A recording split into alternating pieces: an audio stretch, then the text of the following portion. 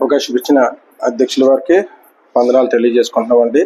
మరి ఆదివారం ఆరాధన నిమిత్తం కూడి వచ్చిన ప్రతి ఒక్కరు కూడా మరి ఒకసారి ప్రభువుని యేసుక్రీస్తు నామములో వందనాలు తెలియజేసుకుంటున్నామండి. వాక్య నిమిత్తమై చిన్న ప్రార్థన చేసుకొని మరి వాక్య పరిచర్యను ప్రారంభించుకుందాం. దయచేసి అందరూ కళ్ళు మూసుకొని ఏకీభవించినట్లయితే కనుక ప్రార్థన చేసుకుందాం. మహాగణుడ, మహానీయుడ, సర్వాధికారి, సర్వ సృష్టికర్త, మీ ఘనమైన స్థిరమైన నామానికి వందనాలు, స్తుతులు, స్తోత్రాలు చెల్లించుకుంటున్నాం దేవా. ఇగో ప్రభా, మరి గతించిన పునరుద్ధాన దినం నుంచి మరి పునరుద్ధాన దినం వరకు మరి మీ రెక్కల చాటున మమ్మల్ని సజీవంగా భద్రపరిచి ఉన్నారు. దాన్ని బట్టి మీకు వేలాది వందనాలు, స్తుతులు, స్తోత్రాలు చెల్లించుకున్నాం ప్రభా. ఇగో ప్రభా, ఆరాధన నిమిత్తం మేమందరం కూడా కూడి ఉన్నాము. దీవించండి, ఆశీర్వదించండి. ఇప్పటి వరకు మరి పాటల ద్వారా మిమ్మల్ని మహింపరిచాము, మరి వాక్యం ద్వారా మహింపరిచాము దేవా. మరి ఇకనైనా వాక్యాన్ని వివరించుంటుగా దేవా, మరి మీ యొక్క మహా జ్ఞానాన్ని మరి అర్థం చేసుకునేటటువంటి మనసుని మాకు పుట్టించాలని అడుగుతున్నాం దేవా. మరి చెప్పుచున్న నాకు, మరి వింటున్న ప్రతి ఒక్కరు కూడా మరి మీ యొక్క దీవెనలు, ఆశీర్వాదాలు కుమ్మరించాలని, మరి అటు అర్థం చేసుకున్న మనసుని మాకు పుట్టించాలని అడుగుచు దేవా. మరి ఈ యొక్క చిన్న ప్రార్థన మీ కుమారుడు, మా రక్షకుడు ప్రభువైన యేసుక్రీస్తు వారి దివ్యమైన నామమున మిక్కిలి వినయపూర్వకంగా అడిగి వేడుకొంచుంటున్నాం తండ్రి, ఆమేన్. మరి గతంలో మనం ధర్మశాస్త్ర కాలంలో యాజకత్వం అనే అంశం గురించి తెలుసుకున్నాం. అది అందరికి తెలిసిందే. అయితే ఇప్పుడు క్రొత్త నిబంధన కాలంలో, క్రొత్త నిబంధన అంటే ప్రస్తుత కాలం, క్రైస్తవ కాలం. సో ఈ కాలంలో యాజకత్వం ఎలా ఉంటుంది అనే విషయం గురించి తెలుసుకుందాం. దయచేసి మీరందరూ మీ యొక్క మనసులు, హృదయాలు ఇక్కడే కేంద్రీకృతం చేసి పిల్లలతో ఎటువంటి డిస్టర్బెన్స్ చేసుకోకుండా వినాలని మీకు తెలియజేస్తున్నాను. ఎందుకంటే పిల్లలు వాళ్ళకి తెలియదు కనుక వాళ్ళు ఏవేవో చేస్తుంటారు. సో వాళ్ళతో మనం డిస్టర్బెన్స్ చేసుకోకుండా, వాళ్ళు కూడా మనల్ని డిస్టర్బ్ చేయకుండా మనం వాళ్ళని గద్దించడం కానీ లేదంటే భయపెట్టడం కానీ చేసి వాళ్ళని కుదురుగా కూర్చోబెట్టాలి. అది మన బాధ్యత. సో అయితే ఇక్కడ క్రైస్తవ కాలంలో యాజకత్వం గురించి వచ్చినట్లయితే కనుక క్రైస్తవ కాలంలోని ప్రధాన యాజకుడు యేసుక్రీస్తు ప్రభువారు. ధర్మశాస్త్ర కాలంలో ప్రధాన యాజకుడు అహరోను. అహరోను కూడా తండ్రి అయిన యెహోవా దేవుడు నియమించాడు. మనుషులు నియమించిన నియామకం కాదు, లేదంటే ఎన్నికలు పెట్టి అతన్ని నియమించుకోలేదు. తండ్రి అయిన యెహోవా దేవుడు అహరోనుని మాత్రమే ప్రధాన యాజకుడిగా నియమించారు. వాళ్ళ సంతానాన్ని యాజకులుగా నియమించారు అనమాట. సో యాజకత్వం చెయ్యాలి అని అంటే గనక అహరోను సంతతి వారు మాత్రమే అర్హులు. అది దేవుడి యొక్క నిబంధన, దేవుడు పెట్టిన రూలు. ఆ రూల్ని కాదని లేదంటే వాళ్ళు తండ్రి అయిన యెహోవా దేవుడు చెప్పని ఏ నిబంధన పాటించినా కూడా మనం శిక్షకి అర్హులు అవుతాం అన్నమాట. సో ఆ విధంగా పాత నిబంధన కాలంలోని ప్రధాన యాజకుడు అహరోను. ఈ యాజకులందరూ వారి సంతతి వారు, వారి కొడుకులు వాళ్ళందరూ ఉన్నారు. ఆ యాజకులు లేవి యొక్క గోత్రం వాళ్ళే యాజకత్వం చేసేవారు అనమాట. సో ఇక్కడ క్రైస్తవ కాలంకి వచ్చేటప్పటికి ఇది ఆల్రెడీగా గతంలో మనం తెలుసుకున్నామండి. పాత నిబంధన కాలంలో ప్రత్యక్ష గుడారం యొక్క నమూనా ఇది. అక్కడ బలిపీఠం ఉంటుంది, గంగాలం ఉంటుంది ఆవరణంలో. పరిశుద్ధ స్థలంలోకి వెళ్ళినట్లయితే కనుక సన్నిధి రొట్టెల బల్ల, దీపస్తంభము, ధూపవేదిక అని ఉంటుంది. ఇక్కడ మనకి యాక్చువల్లీ ఇక్కడ తెర అనే ఒక భాగం ఉంటుంది. ఆ తెర ఏం చేస్తుందంటే పరిశుద్ధ స్థలాన్ని అతి పరిశుద్ధ స్థలాన్ని వేరు చేస్తుంది అనమాట. ఇక్కడ అతి పరిశుద్ధ స్థలంలోకి వచ్చినప్పటికీ మందసం ఉంటుంది. మందసంలో ఏమేమి ఉన్నాయని చెప్పి అహరోను చిగురించి కర్ర, మన్నగల పాత్ర, ఆజ్ఞలు గల పలకలు ఉంటాయి. ఇది ప్రత్యక్ష గుడారం యొక్క నమూనా. ఇక్కడ వచ్చాడు మేఘస్తంభము, అగ్నిస్తంభము. రాత్రిపూట అగ్నిస్తంభము, పగటిపూట మేఘస్తంభం అనేది ఉంటుంది అని చెప్పి మనం గత 2 వారాలు బట్టి ఇదే అంశాన్ని చర్చిస్తున్నాము, ఇదే వాక్యాన్ని మీకు బోధిస్తున్నాను. సో ఈ విధంగా చూసుకున్నట్లయితే గనక ఇదంతా ధర్మశాస్త్ర కాలంలో ప్రత్యక్ష గుడారం యొక్క నమూనా. ఇప్పుడు క్రైస్తవ కాలంలోకి వచ్చినట్లయితే గనక క్రైస్తవ కాలంలో ప్రధాన యాజకుడు యేసుక్రీస్తు ప్రభువారే. ధర్మశాస్త్ర కాలంలో దేవుడు ఇశ్రాయేలుతోనే పనిచేశాడు, ఇశ్రాయేలు జనాంగంతోనే ఉండేవాడు. కానీ ఇప్పుడు క్రైస్తవ కాలంలోకి వచ్చేటప్పటికి ఇశ్రాయేలు లేరు, యోధా గోత్రం వాళ్ళు లేరు, గ్రీకు దేశం వాళ్ళు లేరు, ఎవరు లేరు. అందరూ కూడా ప్రధాన యాజకుడి కింద ఉండాల్సిందే. మనమందరం కూడా క్రైస్తవులమైన మనమందరం కూడా ఇప్పుడు అంతా ఒకటేనండి. ఇంతకుముందు ఇశ్రాయేల్ జనాంగం ఉండేవారు, యోధా గోత్రం వాళ్ళు, రకరకాల గోత్రాలు ఉండయి. ఓన్లీ ఇశ్రాయేలుతోనే దేవుడు పనిచేసేవాడు. ఇప్పుడు అలా కాదండి. యేసుక్రీస్తు ప్రభువు ప్రతి ఒక్కరు కూడా నమ్మాలని చెప్పేసి ఆయన కోరిక.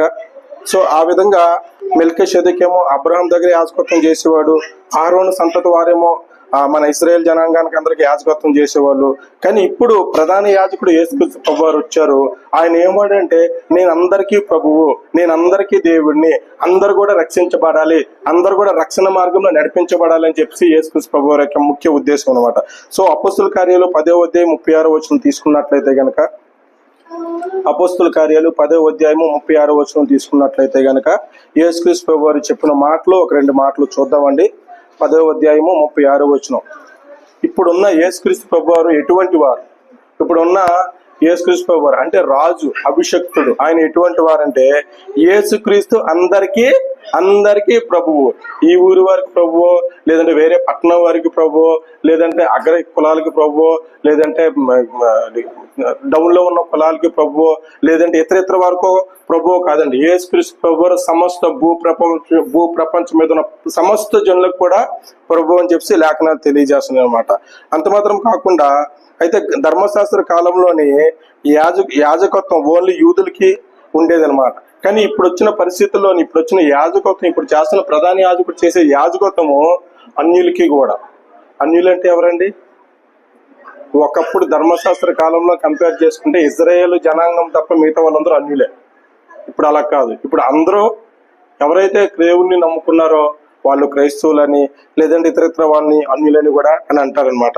సో రోమపత్రిక 1వ అధ్యాయం 16వ వచనం తీసుకున్నట్లయితే, రోమియోలకు రాసిన పత్రిక 1వ అధ్యాయం 16వ వచనం తీసుకున్నట్లయితే, ఇక్కడ సువార్త ఎవరెవరికి చెయ్యాలి, ఏం చేయాలి అని చెప్పే వాక్యాలు ఇక్కడ తెలియజేస్తున్నారండి. సువార్త గురించి నేను సిగ్గుపడేవాడును కాను, యాలయనగా నమ్ము ప్రతివానికి మొదట యూదునికి తర్వాత గ్రీసు దేశస్థునికి కూడా రక్షణ కలుగు చేయుటకు అది దేవుని శక్తి అయి ఉన్నది. దేవుడి యొక్క శక్తి ఎలాగుందంటే, ఎంతమందికి నేను రక్షణ కల్పిస్తాను, ఈ కులపోలకి నేను రక్షణ కల్పిస్తాను, డబ్బున్న వాళ్ళకి నేను రక్షణ కల్పిస్తాను, ఇక్కడ రూల్ లేదండి.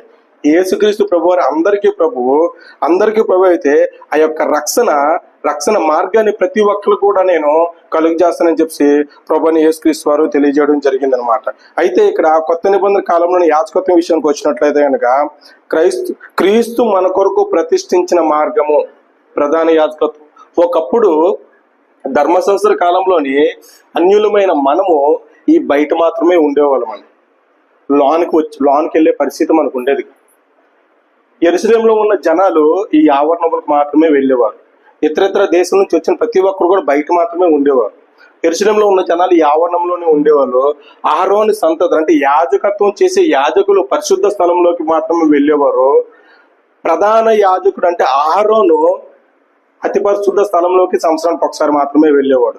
కానీ ఇప్పుడు యేసుక్రీస్తు ప్రభువు వచ్చి ఏం చేశారంటే, ఈ యొక్క తెర ఏదైతే ఉందో అతని మరణంతో ఈ యొక్క తెర చినిగిపోయి ఇప్పుడు పరిశుద్ధ స్థలము, అతి పరిశుద్ధ స్థలము, ఆవరణం అంతా కూడా ఒకటే అయిపోయిందండి. ఇప్పుడు దేవుని యొక్క మందిరమే అతి పరిశుద్ధ స్థలము, దేవుని యొక్క మందిరమే పరిశుద్ధ స్థలము, దేవుని యొక్క మందిరమే ఆవరణము. ఇప్పుడు ఈ యొక్క మందిరంలోకి ఎవరైనా రావచ్చు, అందరూ ఆహ్వానితులే ఇక్కడ. అంతేగాని యాజకులే, అహరోను సంతతి వారే ఇక్కడికి ఎలిజిబిలిటీ ఉంది, ప్రధాన యాజకుడు అహరోనుకి మాత్రమే ఎంట్రీ ఉందని రూల్ ఏం లేదండి. ప్రభువుని యేసుక్రీస్తు వారు తన మరణము ద్వారా ఈ యొక్క తెర చింపివేసిన తర్వాత ఇప్పుడు అంతా కూడా పరిశుద్ధ స్థలమే, అంతా పరిశుద్ధ స్థలమే. దేవుని యొక్క మందిరం అంటేనే పరిశుద్ధ స్థలం అన్నమాట. సో ఆ విధంగా యేసుక్రీస్తు ప్రభువారు ప్రధాన యాజకుడిగా ఇక్కడ మనకి ఆ యొక్క మార్గాన్ని సరళపరచడం జరిగిందనమాట.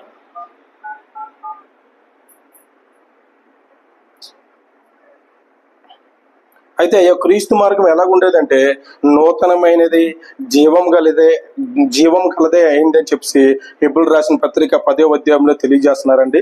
హెబ్రీయులకు రాసిన పత్రిక 10:19 వచనం తీసుకున్నట్లయితే కనుక, ఆ యొక్క మార్గము ఏ విధమైన మార్గము, ఆ యొక్క యేసుక్రీస్తు వారు ఏర్పాటు చేసిన మార్గము ఎటువంటి మార్గం అని చెప్పేసి హెబ్రీయులకు రాసిన పత్రిక 10వ అధ్యాయం ఒకసారి నేను చదువుతాను, దయచేసి మీ యొక్క గ్రంథాలు తెరిచి వినవలసిందిగా కోరుచాము. సహోదరులారా, యేసు మన కొరకు ప్రతిష్ఠించిన మార్గమున అనగా నూతనమైనదియు జీవము గలది. ఆయన ఏర్పాటు చేసిన మార్గము ఎటువంటిదంటే నూతనమైన మార్గము, జీవము గల మార్గం అని చెప్పి లేఖనాలు తెలియజేస్తున్నమాట. ఆయన శరీరము అను తెర ద్వారా ఏర్పరచబడినదియునైనా మార్గమున ఆయన రక్తము వలన పరిశుద్ధ స్థలమునందు ప్రవేశించుటకు మనకు ధైర్యము కలిగి ఉన్నది కనుక. అంటే ఈ పరిశుద్ధ స్థలములోకి మనం ప్రవేశించామంటే ప్రభువైన యేసుక్రీస్తు వారు కల్వరిగిరిలో కార్చిన రక్తాన్ని బదులుగా మనం ఇందులో ప్రవేశిస్తాం.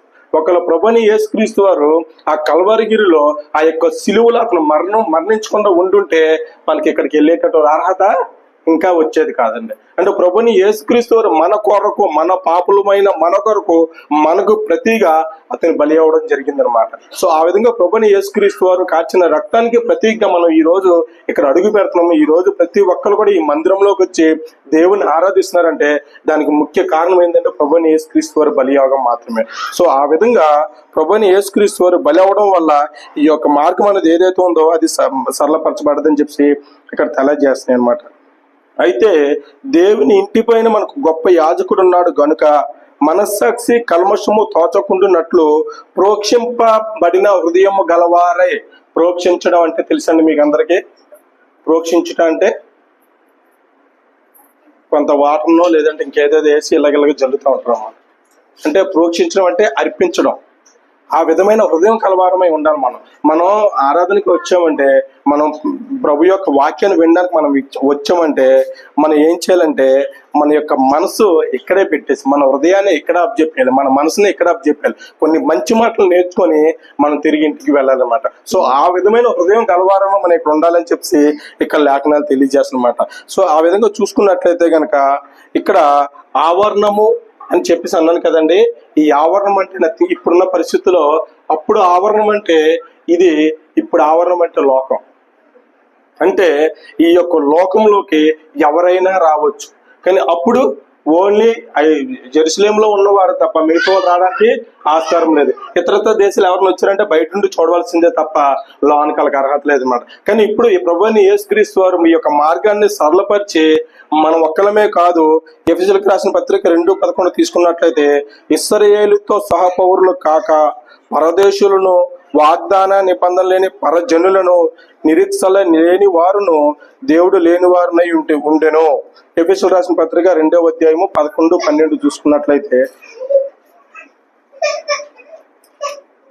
ఎఫెసీయులకు రాసిన పత్రిక 2వ అధ్యాయము 11-12 వచనం చదివినట్లయితే, కాబట్టి మునుపు శరీరంలో అన్యజనులయ్యుండి శరీరముందు చేతితో వ్రాయబడిన సున్నతి గలవారం అనబడిన వారి చేత సున్నతి లేని వారం అనబడిన మీరు, అంటే ఒకప్పుడు మనం అటువంటి అర్హత లేని మనం ప్రభుని యేసుక్రీస్తు తన శిలువ మరణం ద్వారా అటువంటి అర్హతను మనకి ఇచ్చాడనమాట. అంటే మనం ఈ యొక్క ఆవరణంలోకి, ఈ యొక్క ప్రత్యక్ష గుడారంలోకి, ఈ యొక్క పరిశుద్ధ స్థలంలోకి ప్రవేశించేటటువంటి అర్హతని దేవుడు మనకి ఇచ్చారని చెప్పి లేఖనాలు తెలియజేస్తున్నాయి.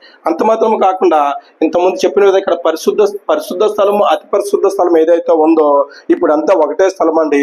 పరిశుద్ధ స్థలం కానీ అతి పరిశుద్ధ స్థలం కానీ సంఘమే. ఇప్పుడు సంఘమే. ఒకప్పుడులాగా ప్రత్యక్ష గుడారాలు లేవు, ఇటువంటి సిస్టమ్స్ ఏవి లేవు. ఇప్పుడు అంతా సంఘమే.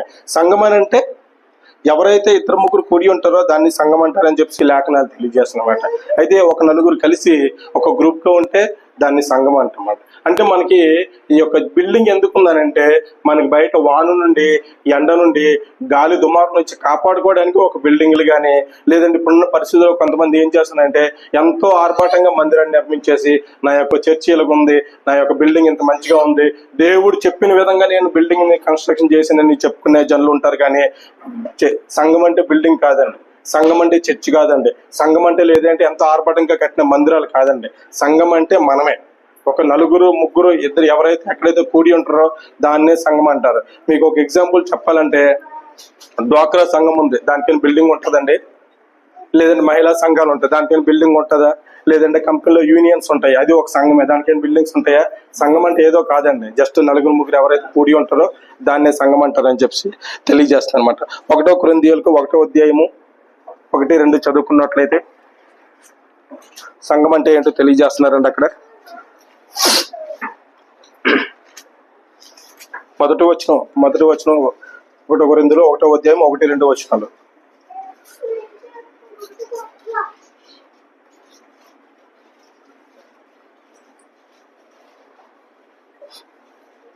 చదవండి బ్రదర్. మొదటి కొరింథీయులకు 1వ అధ్యాయము 1-2 వచనాలు, పేజ్ నంబరు 147.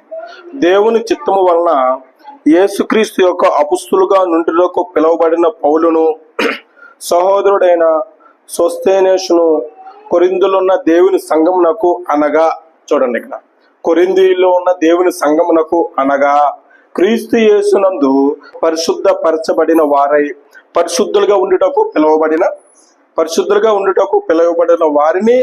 వారికిని మనకును ప్రభువైన యేసుక్రీస్తు నామంలో ప్రతి స్థలములో ప్రార్థించు వారికందరికీ శుభమని చెప్పు వ్రాయినది. అంటే పరిశుద్ధులుగా ఉండుటకు పిలువబడిన వారిని సంఘము అంటారండి.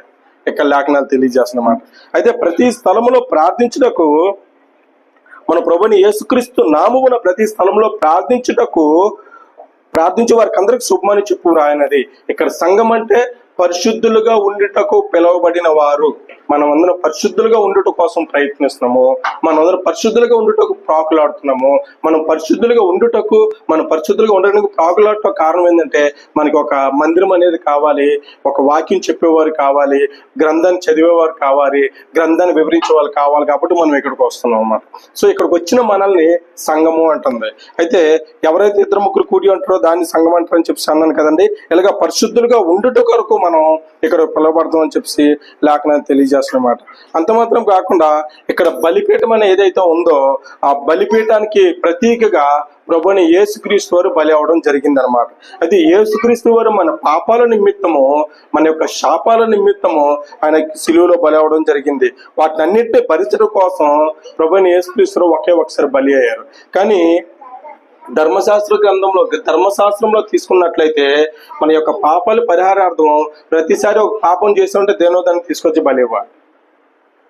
ఈ రోజు పాపానికి పరిహారార్థం అయిపోయింది, మళ్ళీ వచ్చేవారు కూడా మళ్ళీ ఏదో పాపం చేశాము, సో వచ్చేవారు కూడా మళ్ళీ బలి తీసుకొచ్చి ఇవ్వాలి. కానీ ఇక్కడ ప్రభుని యేసుక్రీస్తు వారు మన పాపాల నిమిత్తం ఒకే ఒకసారి బలి అయ్యారని చెప్పి లేఖనాలు తెలియజేస్తున్నాయి అన్నమాట.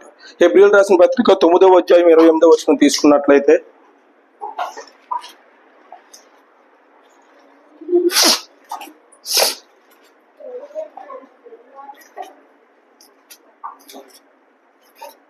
హెబ్రీయులకు రాసిన పత్రిక 9వ అధ్యాయము 28వ వచనం తీసుకున్నట్లయితే గనక,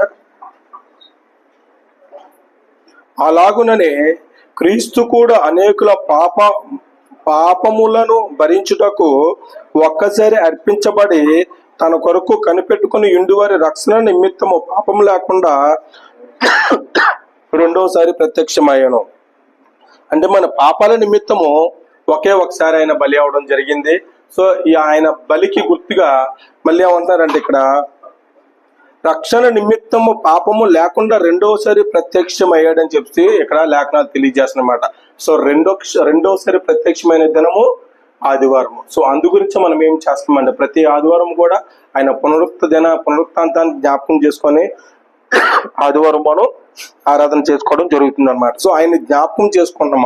మనం గత వారంలోంచి ఈ వారం వరకు చేసిన పాపాలన్నిటిని పరిహారార్థం చేసుకున్న లాగన ప్రతి వారం మనం మందిరంలో కూడుకొని ఆయన ఆరాధించి యేసుక్రీస్తు వారి శరీరానికి గుర్తుగా ఉన్న ఆ రొట్టెను కానీ, యేసుక్రీస్తు వారి రక్తానికి గుర్తుగా ఉన్న ఆ ద్రాక్షరసం కానీ సేవించడం ద్వారా ఈ యొక్క పాపాలకి పరిహారార్థం మనం చేసుకోవచ్చు అని చెప్పి లేఖనాలు తెలియజేస్తున్నమాట. అంత మాత్రం కాకుండా హెబ్రీయులకు రాసిన పత్రిక 9:16 తీసుకున్నట్లయితే ఆయన ఒక శాసనాన్ని రాశారు. ఆ డైరీ వాటర్ లేవా?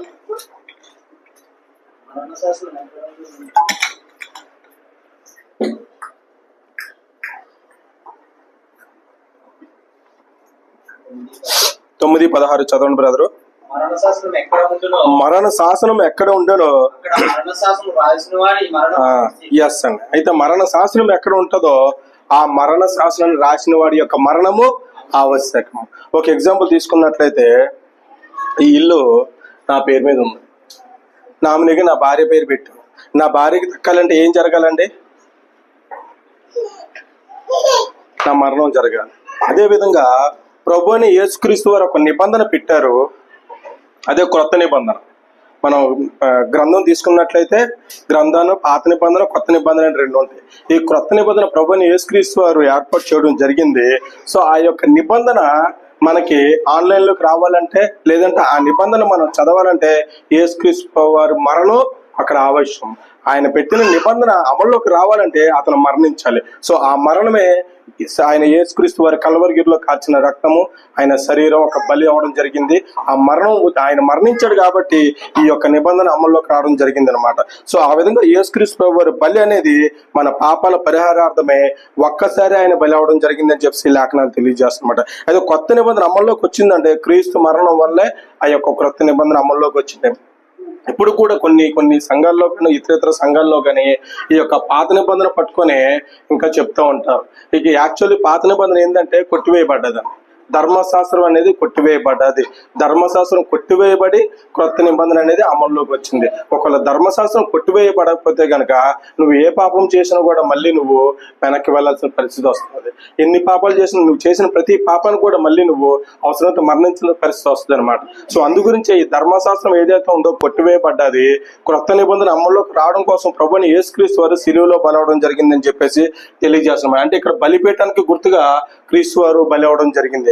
అంత మాత్రం కాకుండా ఇక్కడ గంగాళం అనేది ఏదైతే ఉందో ధర్మశాస్త్ర కాలంలో బలిపీఠం ఇచ్చిన తర్వాత పరిశుద్ధ స్థలంలోకి వెళ్ళాలంటే గంగాళంలో ఉన్న వాటర్తోని ఆ యొక్క శరీరాన్ని శుద్ధి చేసుకొని లోనికి వెళ్ళాల్సిన పరిస్థితి వచ్చేది అనమాట. ఇప్పుడు నువ్వు ఇక్కడ ఆదివారం ఆరాధనకు రావాలంటే, నువ్వు మందిరంలో ప్రవేశించాలంటే క్రీస్తు రక్తముతో నువ్వు పరిశుద్ధపరచబడాలి. ఇక్కడ గంగాళంలో వాటితో నువ్వు ఎలాగైతే పరిశుద్ధం చేసుకుని లోనికి వెళ్తావో, నువ్వు ఇక్కడికి వస్తున్నావంటే గత వారం నుంచి ఈ వారం వరకు చేసిన పాపాలు కానీ, గత వారం నుంచి నువ్వు తెలుసో తెలియకో నానా రకం ఈ లోకంలో జీవిస్తున్నావు కాబట్టి పాపంలో ఇమిడి ఉండే ఛాన్స్ ఉంటుంది. కాబట్టి వాటినన్నింటినీ శుద్ధి చేసుకోవడం కోసం క్రీస్తు రక్తాన్ని మనం సేవించాలి. క్రీస్తు రక్తానికి గుర్తుకునే ద్రాక్ష రసంలో మనం అందుకే చేయి పెట్టాలని చెప్పేసి ఇక్కడ మన క్రీస్తు సంఘంలో మన ఆ యొక్క విషయాన్ని ఫాలో అవుతాం అన్నమాట. అలాగా రక్తము చిందించకుండా పాప క్షమాపణ ఉండదని చెప్పేసి చాలా నార్మల్ గా చెప్పేయచ్చు అని చెప్పేసి లేఖనాలు తెలియజేస్తున్నాయి. పాత నిబంధనలో బలి ఇచ్చేవారు, రక్తాన్ని చిందించేవాళ్ళు, పాపాన్ని పరిహారార్థం చేసుకునేవాళ్ళు. కానీ ఇప్పుడు బలులు లేవండి. ఇప్పుడు బలులు లేవు, ధర్మశాస్త్ర యాజకత్వం కూడా లేదు. సో మొత్తం అన్నిటికీ మన పాపాల నిమిత్తం ప్రభువుని యేసుక్రీస్తు వారే బలి అయ్యారు కాబట్టి ఆయన రక్తానికి గుర్తుకొని ఆ ద్రాక్షరసాన్ని సేవించి మనం పరిశుద్ధులుగా తీర్చబడాలని చెప్పేసి హెబ్రీయులకు రాసిన పత్రిక 9:22 తెలియజేస్తున్నారండి. 9:22 మరియు ధర్మశాస్త్ర ప్రకారము సమస్త వస్తువులను రక్తము చేత శుద్ధి చేయబడననియు, రక్తము చిందించకుండా పాప క్షమాపణ కలగదని చాలా నార్మల్ గా చెప్పేయచ్చు, చాలా నార్మల్ గా చెప్పొచ్చు అనమాట. రక్తము చిందించకుండా పాప క్షమాపణ లేదు. మనం చేసే పాపాల నిమిత్తము ప్రభువుని యేసుక్రీస్తు వారు ఒకసారి రక్తం చిందించారనమాట. అంటే మనల్ని పరిశుద్ధులుగా చేశారని చెప్పి లేఖనాలు తెలియజేస్తున్నాయి. అదే అధ్యాయము 14వ వచనం తీసుకున్నట్లయితే 14వ వచనం బ్రదరు, నిత్యుడగు ఆత్మ ద్వారా తన్ను తాను దేవునికి నిర్దోషినిగా అర్పించుకొనిన క్రీస్తు యేసు రక్తము నిర్జీవ క్రియలను విడిచి జీవము గల దేవుని సేవించుటకు మీ మనస్సాక్షిని ఎంతో ఎక్కువగా శుద్ధి చేయును. అంటే ప్రభువుని యేసుక్రీస్తు వారి రక్తము మన మనస్సాక్షిని శుద్ధి చేస్తుంది. నువ్వు తండ్రిని ఆరాధించాలంటే శుద్ధ హృదయంతో నువ్వు తండ్రిని ఆరాధించాలి. నీకు శుద్ధ హృదయం కావాలంటే ప్రభువుని యేసుక్రీస్తు వారి రక్తమే అవసరం పడుతుందని చెప్పి ఇక్కడ లేఖనాలు తెలియజేస్తున్నమాట. అంత మాత్రం కాకుండా యేసుక్రీస్తు వారి రక్తము వలన మన పాపాలను విముక్తి కలుగుతుందని చెప్పి ప్రకటన గ్రంథం 1వ అధ్యాయం 6వ వచనం తీసుకుందాం. ప్రకటన గ్రంథం 1వ అధ్యాయము 6వ వచనం, యేసుక్రీస్తు రక్తము వలనే మనము పాపముల నుంచి విముక్తి పొందుతామని చెప్పేసి ప్రకటన గ్రంథం 1వ అధ్యాయం 6వ వచనంలో తెలియజేస్తుంది. ప్రేమించుచు తన రక్తము వలన మన పాపముల నుండి మనలను విడిపించిన వానికి మహిమయు ప్రభావము యుగయములకు కలుగునుగాక.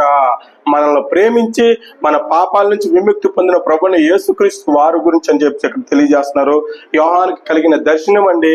మనల్ని ప్రేమించి మన పాపాల నుంచి విముక్తి కలిగించిన ప్రభువుని యేసుక్రీస్తు వారికి యుగ యుగములు మహిమ ప్రభావములు గంతలు కలుగునుగాక అని చెప్పి యోహాను తెలియజేస్తున్నారు ఇక్కడ. సో ఆ విధంగా యేసుక్రీస్తు వారి రక్తం నుండి మాత్రమే మనం పాపాల నుంచి విముక్తి పొందుతామని చెప్పి లేఖనాలు తెలియజేస్తుంది. అంత మాత్రం కాకుండా ఇక్కడ క్రీస్తు వారి రక్తం అని చెప్పి అన్నాం కదా, సన్నిధి రొట్టెల బల్ల. సన్నిధి రొట్టెల బల్ల అంటే నథింగ్ బట్టే ప్రభురాత్రి భోజనం. అందుకేనంటే మనం ప్రతి వారం కూడా ప్రభురాత్రి భోజనం ఇక్కడ సేవిస్తాం. ప్రభురాత్రి భోజనం ప్రతి వారం కూడా తీసుకోవడానికి కారణం అదేనండి. 1 కొరింథీయులకు 11వ అధ్యాయం తీసుకున్నట్లయితే మనం ప్రతి వారం ఎందుకు తీసుకునే అంశాన్ని ఒకసారి చూసుకుందాం.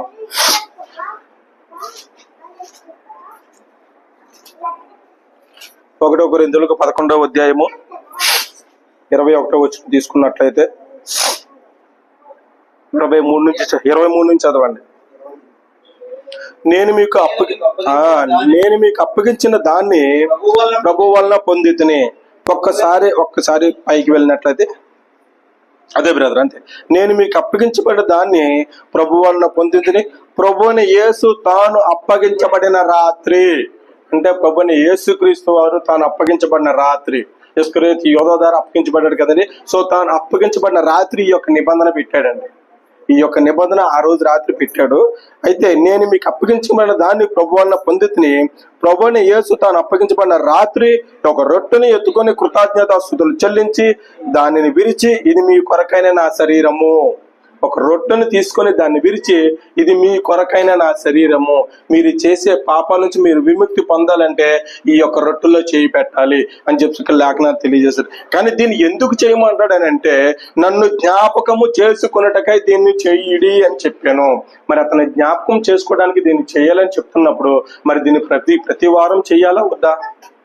ప్రతి వారం ఆయన శరీరానికి గుర్తుకున్న రొట్టెలో చేపెట్టినట్లయితేనే అతను జ్ఞాపకం చేసుకున్నట్లు అవుతుంది. ఇక్కడ గ్రంథం క్లియర్ కట్ గా తెలియజేస్తుంది, నన్ను జ్ఞాపకం చేసుకుంటకే దీన్ని చేయడం అని చెప్పాను అంటున్నాడు. అంత మాత్రం కాకుండా ఈ పాత్రను నా రక్తము వలన కొత్త నిబంధన, మీరు దీనిలో 26వ వచనం బ్రదరు, మీరు దీనిలోని త్రాగునప్పుడల్లా నన్ను జ్ఞాపకం చేసుకోండి. మరి ఈ సందర్భంలో కూడా తను జ్ఞాపకం చేసుకోవాలని ప్రభువుని యేసుక్రీస్తు వారు స్వయంగా తెలియజేస్తున్నారు. మరి ఎంత వదిలిపెట్టేసి ఇతర సంఘాలు కొన్ని 6 నెలలకు ఒకసారి, 3 నెలలకు ఒకసారి, సంవత్సరానికి ఒకసారి, లేదంటే పెద్ద పాస్టర్ వచ్చినప్పుడు ఒకసారి, లేదంటే చిన్న పాస్టర్లతో నడిపిస్తుంటారు కొన్ని సంఘాలు. వాళ్ళు ఉన్నప్పుడు చేయరండి. పెద్ద పాస్టర్ ఉన్నప్పుడు ఒకసారి, లేదంటే బాప్టిజం తీసుకున్నప్పుడు చేసిన సందర్భాలు, రకరకాల సందర్భాలు ఉన్నాయి. ఈ గ్రంథాన్ని అన్నింటినీ తిరస్కరించి గ్రంథంలో ఉన్నట్టు చెప్పకుండా మనసులో జ్ఞానాన్ని ఉపయోగించి, వాళ్ళకి తెలివిని ఉపయోగించి, ఇలా చేస్తే మంచిది కదా, ఇలాగ చేయొచ్చు కదా అని రకరకాల ఆలోచనతో చేసిన సందర్భాలు ఉన్నాయి. కానీ ఇక్కడ ఏం చేస్తున్నారంటే, నన్ను జ్ఞాపకం చేసుకుంటే దీన్ని చేయడం అని చెప్పి చెప్తున్నారు అనమాట. అంత మాత్రం కాకుండా ఒకవేళ మనం దీన్ని ఇలా చెయ్యనట్లయితే కనుక మనం ఏ విధమైన విధానంలో ఉంటామంటే, హెబ్రీయులకు రాసిన పత్రిక 10వ అధ్యాయము 28వ వచనం తీసుకున్నట్లయితే, హెబ్రీయులకు రాసిన పత్రిక 10వ అధ్యాయం 28వ వచనం తీసుకున్నట్లయితే చూడండి, ఒకవేళ మీరు ఆరాధనకి రాకపోతే కనుక మీరు ఏం చేసిన వారు అవుతారు, ఒకవేళ ఆరాధనలో పార్టిసిపేట్ చేయనట్లయితే కనుక మీరు ఏం చేసిన వారు అవుతారో ఇక్కడ తెలియజేస్తున్నారు. 28 ఎవడైనాను మోసే ధర్మశాస్త్రమును నిరాకరించిన ఎడల 2-3 సాక్షుల మాట మీద కనికరించకుండా వారిని చంపించెదరు. ధర్మశాస్త్ర కాలంలో రూల్స్ అలాగే ఉండేయంటే అప్పటికప్పుడే శిక్షించేవారు అనమాట. ఒకవేళ ధర్మశాస్త్ర కాలంలో నువ్వు ఆరాధనకి రాకపోతే గనక, అప్పుడు విశ్రాంతి దినం శనివారం అంటే, శనివారం పూట నువ్వు ఆరాధనకి రాకపోతే గనక 2-3 సాక్షులను పెట్టి వాళ్ళని చంపించేసేవాళ్ళు. అంటే ధర్మశాస్త్ర కాలంలో నిబంధనలు ఆ విధంగా ఉండేవి అనమాట. చాలా స్ట్రింజెంట్ గా ఉండే, చాలా స్ట్రిక్ట్ గా ఉండే. ఆ విధమైన విధానాలతో కూడిన ధర్మశాస్త్రం కాబట్టి దాన్ని చాలా చక్కగా పాటించేవాళ్ళు. ఇప్పుడు ఆ పరిస్థితి లేదు. ఆరాధనకు వస్తే ఏముందలే, 1 గంటే కదా, లేదంటే పాటలు అయిపోయిన తర్వాత వద్దాంలే, లేదంటే కానుకల టైంకి వెళ్ళి కానుకలు వేసేద్దామంటే, మీ కానుకల గురించి ఎవరు ఇక్కడ సంఘం నడిపించట్లేదండి. అర్థమైందండి. అంటే దేవుడి యొక్క పిలుపు వల్ల ఈ యొక్క, అంటే ఎవరైతే సువార్థికులు ఉంటారో దేవుని యొక్క సంకల్పం వల్ల, దేవుని యొక్క చిత్తం వల్ల ఈ యొక్క ఇందులోకి రావాల్సిన పరిస్థితి ఉంటుంది. కానీ లేదంటే కానుకలు వేసినప్పుడు వెళ్దాంలే, పాటలు అయిపోయికి వెళ్దాంలే, నాకు పాటలు రావు కదా, పాటలు అయిపోయికి వెళ్తాను, వాక్యం ఒకటే ఇంపార్టెంట్ కదా, వాక్యానికి వెళ్దామంటే అవదండి. నువ్వు పరిపూర్ణమైన ఆరాధన చేయాలంటే ఆరాధన మొదలుకొని చివరి వరకు కూడా ప్రతి అంశంలో నువ్వు పార్టిసిపేట్ చేసినట్లయితే కనుక, ప్రోక్షించబడ్డ హృదయంతో నువ్వు ఇక్కడ ఉన్నట్లయితే కనుక నువ్వు పరిపూర్ణమైన ఆరాధన చేసినట్లు అవుతుంది. దేవుడిని యొక్క ఆరాధనని అంగీకరిస్తారనమాట. సో ఈ విధంగా ఇక్కడ ధర్మశాస్త్ర కాలంలో ఆరాధనకు ఎవరైనా రాకపోతే గనక 2-3 సాక్షులను పెట్టి వాళ్ళని చంపించేవాళ్ళు. ఇప్పుడు కొత్త నిబంధనలోకి వచ్చాము, క్రైస్తవ కాలంలో ఉన్నాము. ఒకవేళ క్రైస్తవ కాలంలోని ఆరాధనకు రాకపోతే ఏమవుతుంది? కింద వచ్చిన చదవండి సహోదరు. 29 ఇట్లుండగా దేవుని కుమారుణ్ణి, అంటే ఎవరండి దేవుని కుమారుడు అంటే? యేసుక్రీస్తు ప్రభు వారిని పాదములతో త్రొక్కి తాను పరిశుద్ధ పరచబడుటకు, అంటే మనము పరిశుద్ధులుగా అవుటకు సాధనమైన నిబంధన రక్తమును అపవిత్రమైనదిగా ఎంచి కృపకు మూలముగా ఆత్మను తిరస్కరించిన వాడగును. అంటే ఒకవేళ క్రైస్తవ కాలంలో నువ్వు ఆరాధనకి రాకపోతే ఆయన కుమారుని పాదములతో త్రొక్కినట్లు అవును. అయితే నిన్ను పరిశుద్ధ పరచబడుటకు సాధనమైన ఆ నిబంధన రక్తము అపవిత్రమైనదిగా ఇచ్చిన వాడు అవుతావు. అంటే అంటే ఈ క్రైస్తవ కాలంలో నువ్వు ఆరాధనకి రాకపోతే ఏ విధమైన విధానంలో ఉన్నావో నువ్వే నిజమైన క్రైస్తవుడు అయితే ఒకసారి ఆలోచించిన సహోదరులారా. అంటే మనం ఈ విధమైన ఒక ఆరాధనకి రాకపోతే ఈ విధంగా యేసుక్రీస్తు ప్రభువుని కించపరిచిన వారం అవుతాం అనమాట. అందుగురించి ఆదివారం ఆరాధన అంటే అవసరమైతే ముందు రోజే మనం సిద్ధపాటు కలిగి ఉండాలి. ఆదివారం ఆరాధన ఉందంటే ముందు రోజే మనకు కావాల్సినన్ని ఏర్పాటు చేసుకుని ఆ టేబుల్ మీద పెట్టుకోవాలి. ఆదివారం ఆరాధన అంటే ముందు రోజే మన బైబిల్ గీబుల్ అన్ని ఒక దగ్గర పెట్టుకోవాలి. ఆదివారం ఆరాధన అంటే ఆరాధనకి అవసరమైన అవసరతలన్నీ కూడా ఒక దగ్గర పెట్టుకొని తర్వాత రోజు వేగంగా లేచి త్వరగా రెడీ అయ్యి ఆరాధనకు వచ్చేయాలన్నమాట. సో ఆ విధంగా ఆదివారం ఆరాధన యొక్క ఇంపార్టెన్స్ ని ఇక్కడ లేఖనాలు తెలియజేస్తున్నాయి. అయితే ఇక్కడ సన్నిధి రొట్టెల బల్లకి ప్రతీకగా ప్రభురేతుల భోజనం చెప్పాం కదండి. ఇప్పుడు చదువుకున్న వాక్యం అదేనండి. అంటే ఆయన యొక్క యేసుక్రీస్తు వారి శరీరానికి గుర్తుకొని ఆ రొట్టెలో చేపెట్టాలి. అది ప్రతి వారు జ్ఞాపకం చేసుకుంటూనే చేపెట్టాలి. భోజనమైన పిమ్మట ఈ పాత్ర నా రక్తము వల్ల అయిన క్రొత్త నిబంధన, ఈ రక్తంలో యేసుక్రీస్తు ప్రభు వారి రక్తానికి గుర్తుగా ఉన్న ఈ ద్రాక్ష రసంలో ప్రతి వారం చేపెట్టాలని చెప్పి ఇక్కడ లేఖనాలు తెలియజేస్తున్నాడు. అంటే ప్రభురేతుల భోజనం విషయంలో మనం ఎంత మాత్రం కూడా నిర్లక్ష్యం వహించకూడదు. అంత మాత్రం కాకుండా దీపస్తంభం, ధర్మశాస్త్ర కాలంలో దీపస్తంభము. మరి ఇప్పుడు దీపస్తంభం ఎవరంటే మనకి, ఇప్పుడు వెలుగు ఎవరంటే మనకి ప్రభు అని యేసుక్రీస్తు వారే. మనం చీకట్లో ఉన్న మనల్ని తన వెలుగులోకి తీసుకురావడం జరిగింది అనమాట. చీకట్లో ఉన్న మనల్ని, లోకంలో ఉన్న మనల్ని పరిశుద్ధమైన స్థలంలోకి తీసుకురావడం జరిగిందని చెప్పి యేసుక్రీస్తు ప్రభు వారే మనకి ఇప్పుడు వెలుగే ఉన్నారని చెప్పి లేఖనాలు తెలియజేస్తున్నాయి. యోహాను సువార్త 8వ అధ్యాయం 12వ వచనం తీసుకున్నట్లయితే, యోహాను సువార్త 8వ అధ్యాయము 12వ వచనం తీసుకున్నట్లయితే,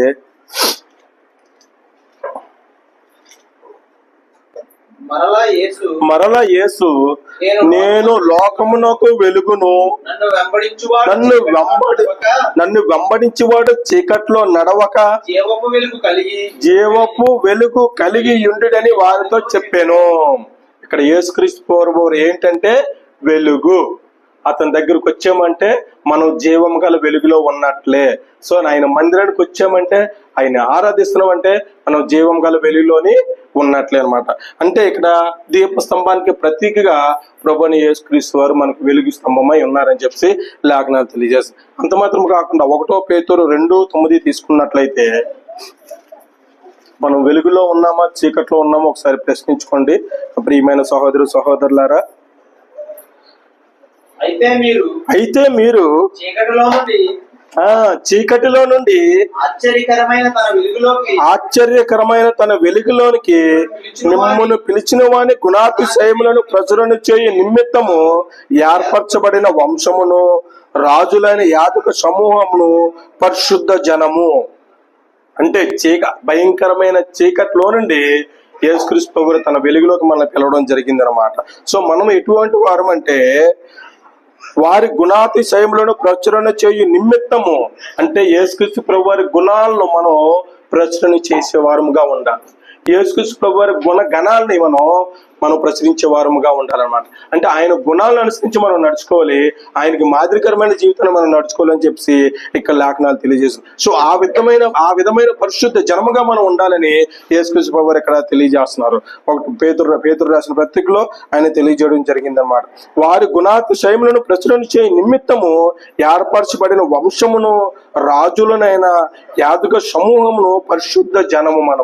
మనము దేవుని సొత్తైన ప్రజలము, దేవుని సొత్తైన ప్రజలు అన్నమాట. అంటే చీకటిలోంచి వెలుగులోకి పుట్టడం ద్వారా దేవుని సొత్తైన ప్రజలుగా మనం ఇక్కడ తీర్చిదిద్దబడ్డాయని చెప్పి లేఖనాలు తెలియజేస్తున్నాం. సో ఆ విధంగా తన వెలుగులోకి మనల్ని పిలవడం జరిగింది. ఆ తర్వాత చూసుకున్నట్లయితే ధూపవేదిక అంటే ఇక్కడ ధూపం వేస్తే, ధర్మశాస్త్ర కాలంలో ధూపం వేస్తే మందసం మీద ఉన్న కెరూబుల మధ్య కరుణాపీఠం దగ్గర దేవుడు ఉంటాడు. ఈ యొక్క ధూపము అక్కడికి వెళ్తాడు. ఇప్పుడు ధూపం ఏంటంటే మన ప్రార్థనలే, మనం చేసే ప్రార్థనలే ఇక్కడ ధూపవేదిక ప్రతీకగా మనం చేసే ప్రార్థనలే. మనం చేసే ప్రతి ప్రార్థన, మనం పెట్టే ప్రతి మర్ర, మనం అతను ఘోషించినట్లయితే, మనం పెనిగిలాడినట్లయితే ప్రతి ఒక్క వినపం కూడా తండ్రి అయిన యెహోవా దగ్గరికి చేరుతుంది. అది ఎవరి ద్వారా చేరుతుంది? ప్రభుని యేసుక్రీస్తు ప్రభు ద్వారా. అందుకే మనం ప్రార్థన చేస్తాము. ప్రార్థన చేసి చివరిలో ఏమంటామంటే, మనం ఈ యొక్క చిన్న ప్రార్థన, ఈ యొక్క ప్రార్థన మనవులు నా యొక్క మర్ర యేసుక్రీస్తు వారి నామంలో మీకు సమర్పిస్తున్నాం తండ్రి అని అంటాం. అంటే మన యొక్క ప్రార్థనలు యేసుక్రీస్తు వారి ద్వారా తండ్రి వద్దకు చేరుతున్నాయి. ఇక్కడ ధూపం వేస్తే తండ్రి దగ్గరికి ఎలా వెళ్తుందో, మనం చేసే ప్రార్థన తండ్రి దగ్గరికి చేరుతుందని చెప్పి లేఖనాలు తెలియజేస్తున్నమాట. ప్రకటన గ్రంథము 5వ అధ్యాయం 8వ వచనం తీసుకున్నట్లయితే,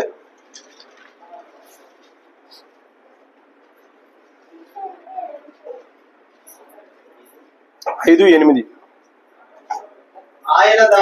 ఆయన దానిని తీసుకొనినప్పుడు ఆ 4 జీవులు వీణెలను ధూపద్రవ్యములతో నిండిన సువర్ణ పాత్రములను పట్టుకొని ఉన్న ఆ 20 పెద్దలను ఆ గొర్రె పిల్ల ఎదుట సాగిలి పడిరి.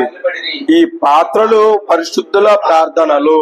సో ఈ యొక్క ప్రార్థనలు దేవుని దగ్గరికి చేరాలి అని అంటే, ఇక్కడ పాత నిబంధనలు తెలిపిన విధంగా ధూపవేదిక మీద ధూపం వేసి ఎలాగైతే తండ్రి దగ్గర చేరుతుందో, మనం ప్రభుని యేసుక్రీస్తు వారి నామంలో సమర్పించిన ప్రతి సమర్పణ కూడా తండ్రి వద్దకు చేరుతుంది ఇక్కడ గ్రంథకర్త తెలియజేస్తాడు అనమాట. సో ఆ విధంగా ధూపవేదిక అంటే మన యొక్క ప్రార్థనలు.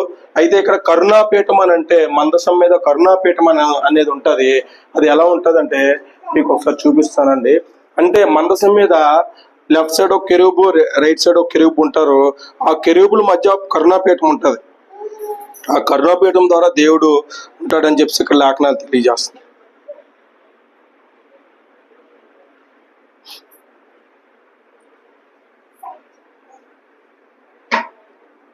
ఇదండి మందసం యొక్క నమూనా. ఇది ఇక్కడ ఒక కెరూబు, ఇక్కడ ఒక కెరూబు ఉంటారు. ఈ మధ్య ఉన్నది కరుణాపీఠం అండి. తండ్రి అయిన దేవుడు ఇక్కడ ఉండేవాడు. ధర్మశాస్త్ర కాలంలో ఇక్కడ ఉండేవారు. తండ్రి అయిన దేవుడు ఈ మధ్యలో ఉండేవారు అన్నమాట. దీన్ని కరుణాపీఠం అంటారు. అటో కెరూబు ఇటో కెరూబు, మధ్యలో కరుణాపీఠం ఉంటుంది. తండ్రి అయిన దేవుడు అక్కడ ఉండేవాడు అనమాట. సో అయితే ఆ కరుణాపీఠానికి ప్రతీకగా ఇప్పుడు కరుణాధారం అంటే కరుణామయుడు, కరుణించేవాడు, దయ చూపించేవాడు యేసుక్రీస్తు ప్రభువారు అనమాట. సో ఆ విధంగా క్రీస్తు నందలి రక్తము ద్వారా, విశ్వాసము ద్వారా ఆయన కరుణాధారముగా బయలుపరిచని చెప్పి రోమియోలు రాసిన పత్రిక 3:26లో తెలియజేస్తున్నారండి. పిల్లలు అలా చేయకూడదమ్మా. రోమియోలు రాసిన పత్రిక 3వ అధ్యాయం 26వ వచనం తీసుకున్నట్లయితే గనక, యేసుక్రీస్తు రక్తము నందలి విశ్వాసము ద్వారా ఆయనను కరుణాధారముగా బయలుపరిచెను. యేసుక్రీస్తు వారి రక్తము నందు విశ్వాసము ద్వారా తండ్రి అయిన యెహోవా దేవుడు యేసుక్రీస్తు ప్రభువుని కరుణాధారముగా బయలుపరిచాను అని చెప్పి ఇక్కడ లేఖనాలు తెలియజేస్తామంట. ఆయన విశ్వాసము ద్వారా తండ్రి అయిన యెహోవా దేవుడు ప్రభుని యేసుక్రీస్తు వారిని కరుణాధారముగా బయలుపరిచాను. అంత మాత్రం కాకుండా హెబ్రీయులకు రాసిన పత్రిక 9:12 తీసుకున్నట్లయితే, మేకల యొక్కయు కోడెల యొక్క రక్తముతో కాక తన స్వరక్తంతో ఒకే ఒకసారి పరిశుద్ధ స్థలంలోకి ప్రవేశించారు, ఆయన కరుణాధారంగా ఉన్నారని చెప్పి హెబ్రీయులకు రాసిన పత్రిక 9వ అధ్యాయం 12వ వచనం తీసుకున్నట్లయితే మనకి తెలుసుకోవచ్చండి. 9వ అధ్యాయము 12వ వచనం, మేకల యొక్కయు కోడెల యొక్క రక్తముతో కాక తన స్వరక్తముతో ఒకే ఒక్కసారి పరిశుద్ధ స్థలంలో ప్రవేశించెను. ఎలా అనగా మేకల యొక్కయు ఎడ్ల యొక్క రక్తము మైలపడినదని వారి మీద ఆవు కూడా బూడిద చల్లుటయే. శరీర శుద్ధి కలుగునట్లు వారిని పరిశుద్ధ పరచని ఎడల నిత్యుడగు ఆత్మ ద్వారా తన్ను తాను దేవునికి నిర్దోషునిగా అర్పించుకున్న క్రీస్తు యొక్క రక్తము నిర్జీవ క్రియలను విడిచి జీవము గల దేవుని సేవించుటకు మీ మనశ్శాంతి ఎంతో ఎక్కువగా శుద్ధి చేయును. అంటే మేకల యొక్కయు కోడెల యొక్క రక్తము మన పాపాలని కడగలేదండి. యేసుక్రీస్తు ప్రభు వారి రక్తం ఒకటే మన పాపాలను కడిగి మన యొక్క హృదయాన్ని శుద్ధి చేస్తుందని చెప్పి ఇక్కడ లేఖనాలు తెలియజేస్తున్నమాట. అంత మాత్రం కాకుండా అగ్ని స్తంభము మేఘ స్తంభం అని చెప్పి అన్నాను కదండి. అగ్ని స్తంభం అని అంటే వెలుగు అంటే చీకటిలో నుంచి వెలుగులోకి వచ్చాము. చీకట్లో దొంగతనాలు చేస్తారు, చీకట్లో వ్యభిచారం చేస్తారు, చీకట్లో లోక పనులు చేస్తారు, చీకట్లో అదే మన గ్రంథానికి వ్యతిరేకమైన పనులు అనేక రకమైన చేస్తారు. వాటినన్నిటినీ విడిచిపెట్టి దేవుడు నిన్ను వెలుగులోకి పిలుస్తున్నాడు. అంటే వాటినన్నిటి విడిచిపెట్టేసి చక్కని జీవితాన్ని జీవించు, వాటినన్నిటి విడిపెట్టి చక్కని స్థిరమైన జీవితాన్ని జీవించు అని చెప్పేసి ప్రభుని యేసుక్రీస్తు వారు తెలియజేస్తున్నారని చెప్పి ఇంత గతం మనం చదువుకున్న 1 పేతురు 2వ అధ్యాయం 9వ వచనంలో. సో అటువంటి జీవితాన్ని విడిచిపెట్టి, ఈ లోకపు జీవితాన్ని విడిచిపెట్టి పరిశుద్ధమైన జీవితాన్ని జీవించడానికి నువ్వు ఇక్కడికి రా అని చెప్పేసి నిన్ను పిలుస్తున్నాడు. సో యేసుక్రీస్తు ప్రభువారు ఈ అగ్ని స్తంభానికి ప్రతీకగా వెలుగై ఉన్నాడు అనమాట. ఆయన వెలుగై ఉన్నాడు. ఆ వెలుగులో నువ్వు మెరవాలి, ఆ వెలుగులో నువ్వు జీవించాలి. ఆ వెలుగులో నీ యొక్క జీవితాన్ని కొనసాగించినట్లయితే నీ కోసం పరలోకం అనేది రాజ్యం వెయిట్ చేస్తూ ఉంటది. రేపు రోజున నువ్వు నిద్రించినప్పుడు నిన్ను మొదట్లో లేపేది, నిన్ను తీసుకెళ్లేది పరలోక రాజ్యానికే. లేని పక్షాన నువ్వు ఇంకా చీకట్లో ఉన్నట్లయితే గనక, ఆ చీకట్లో నువ్వు బ్రతికినట్లయితే గనక నువ్వు నిత్య నరకంలో ఉంటావు.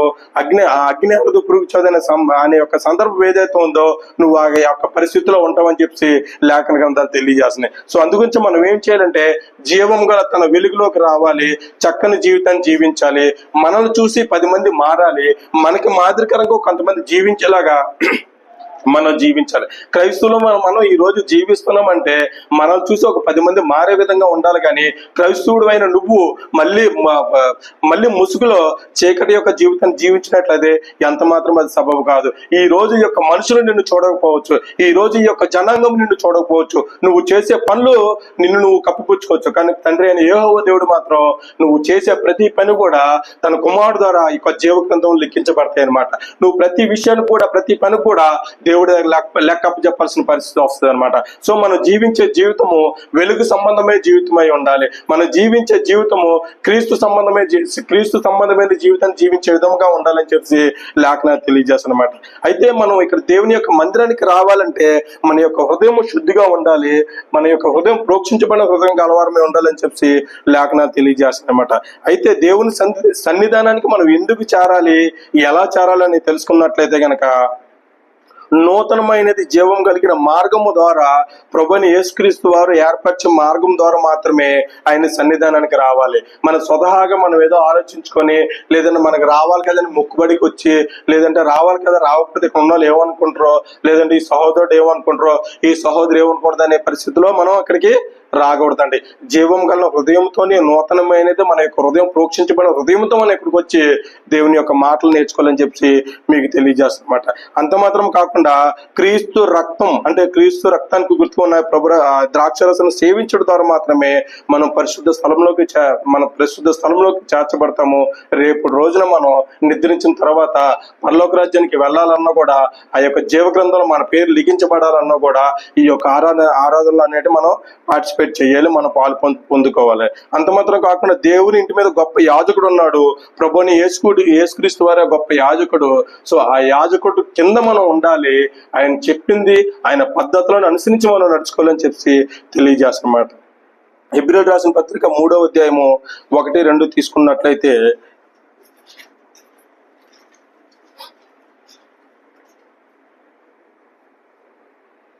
ఇందువలన పరలోక సంబంధమైన పిలుపులో పాలు పొందిన పరిశుద్ధ సహోదరులారా, మనం ఒప్పుకొనిన దానికి అపోస్తలుడును ప్రధాన యాజకుడునైన యేసు మీద లక్ష్యం ఉంచుడి. ప్రధాన యాజకుడు, ఇంతకుముందు ధర్మశాస్త్ర కాలంలో అహరోను మాత్రమే ప్రధాన యాజకుడు, ఇప్పుడు ప్రభువుని యేసుక్రీస్తు వారే ప్రధాన యాజకుడు. అతనే ఆ సింహాసనం మీద కూర్చున్నారు, ఆయనే రాజు, ఆయనే మొత్తం ఈ యొక్క రాజ్యానికి రాజు అంతా కూడా ఆయనే అనమాట. ఆయనే ప్రధాన యాజకుడు. సో ఆయన కింద మనం ఉండాలి, ఆయన చెప్పిన విధంగా మనం నడుచుకోవాలని చెప్పేసి. ఇప్పుడు మనం ప్రస్తుతం ఉన్న పరిస్థితుల్లో మనం ఏదైనా ఉద్యోగానికి వెళ్ళినట్లయితే మన మీద ఒక బాస్ ఉంటాడు. ఆ బాస్ చెప్పింది వింటేనే మనకి మంచిగా నడుస్తుందా, లేదంటే ఆయనకి వ్యతిరేకంగా ఉంటే మనకి మంచిగా నడుస్తుందా? మనకి ఇంక్రిమెంట్లు కానీ, లేదంటే మన ఉద్యోగం కానీ మంచిగా ఉండాలంటే బాస్ చెప్పినట్టు వింటేనే కదా మనకి అన్ని బాగుంటాయి, ఇంక్రిమెంట్లు బాగుంటాయి, మన ఉద్యోగం ఉంటుంది. అదేవిధంగా ఇక్కడ ప్రధాన యాజకుడు అని యేసుక్రీస్తు వారు చెప్పినట్టు నడుచుకుంటే మనకి పరలోక రాజ్యం ఏర్పాటు చేయబడుతుందా, లేదంటే మనకిష్టం వచ్చినట్టు చీకటి జీవితం జీవిస్తే మనం పరలోక రాజ్యానికి వెళ్తామా? ప్రభుని యేసుక్రీస్తు వారు చెప్పినట్టు చేస్తేనే మనం పరలోక రాజ్యానికి అర్హులు అవుతాము, జీవ గ్రంథంలో మన పేరు లిఖించబడుతుంది. సో అదే విధంగా ఆయన చెప్పిన గ్రంథం, ఆయన పెట్టిన నిబంధన అనుసరించి మనం నడుచుకున్నట్లయితే పరలోక రాజ్యానికి మనం చేరుతామని చెప్పి మీకు తెలియజేస్తాం. అంత మాత్రం కాకుండా ఉదక స్నానంతో చేసిన శరీరం గలవారమై మనం ఉండాలని చెప్పి హెబ్రీయులకు రాసిన పత్రిక 10:22లో తెలియజేస్తుంది. ఈ యొక్క మాట చదివి మనం ముగించుకుందామండి. హెబ్రీయులకు రాసిన పత్రిక 10:22. అది ఒకసారి మనం ఫస్ట్ లో చదువుకున్నాం కదా బ్రదర్, ఫస్ట్ నుంచి పైనుంచి చదువు 19 నుంచి. సహోదరులారా, యేసు మన కొరకు ప్రతిష్ఠించిన మార్గమున అనగా నూతనమైనదియు జీవము గలదియు ఆయన శరీరమును తెర ద్వారా ఏర్పరచబడది ఆయన మార్గమున ఆయన రక్తము వలన పరిశుద్ధ స్థలం నందు ప్రవేశించుటకు మనకు ధైర్యము కలిగి ఉన్నది గనుక దేవుని ఇంటి పైన మనకు గొప్ప యాజకుడు ఉన్నాడు గనుకను మనస్సాక్షికి కళ్ళముషము తోచకుంటున్నట్లు ప్రోక్షింపబడిన హృదయము గలవారము నిర్మలమైన ఉదక స్నానము చేసిన శరీరము గలవారమునయుండి విశ్వాస విషయంలో సంపూర్ణ నిశ్చయత కలిగి యథార్థమైన హృదయముతో మనం దేవుని సన్నిధానముకు చేరుదము రండి. అంటే దేవుని యొక్క సన్నిధానానికి ఎలా చేరాలంటే ఉదక స్నానంతో చేసిన శరీరము గలవారమై ఉండాలన్నమాట. ఉదక స్నానం అంటే ఇప్పుడు మన బట్టలు ఉతికితే ఎలా ఉంటుందండి, పండకేసి కుదితే ఎలా ఉంటది, వాటి మురికంతా పోతుంది. మనం ఆ మురికంతటిని బయట వదిలిపెట్టి మన శరీరాన్ని ఉదక స్నానం చేసి మనం స్వచ్ఛమైన పరిశుద్ధమైన శరీరంతో లోనికి రావాలి. మన హృదయంలో ఉన్న చెడు తలంపులు, చెడు ఆలోచనలన్నీ కూడా ఆ గేటు బయట పెట్టేసి మనం ప్రోక్షించబడిన హృదయం గలవారమై ఈ యొక్క ఇక్కడ ఈ మందిరంలో చెప్పే వాక్యాన్ని నేర్చుకునేటటువంటి సిద్ధపాటు కలిగి మనం ఈ యొక్క మందిరానికి రావాలని చెప్పేసి, ఆ విధంగా నువ్వు మందిరానికి వచ్చినట్లయితే నువ్వు వచ్చిన దానికి సార్థకత ఉంటుందని చెప్పి ఇక్కడ హెబ్రీ గ్రంథకర్త తెలియజేస్తున్నాడు అనమాట. అంటే మనం ప్రోక్షించబడిన హృదయం గలవారమై ఉదక స్నానం చేయబడిన శరీరం గలవారమై మనం మందిరానికి రావాలి.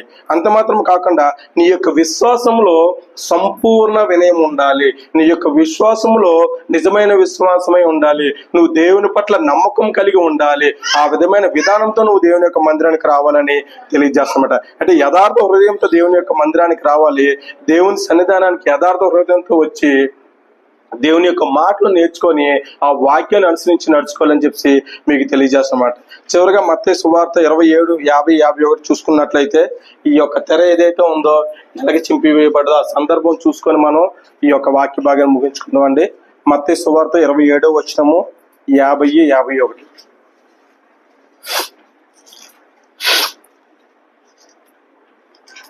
యేసు మరలా బిగ్గరగా కేక వేసి, ఆ పైన కూడా కొద్దిగా అలా చదవండి బ్రదరు. తక్కిన వారు ఊరుకుండుడి,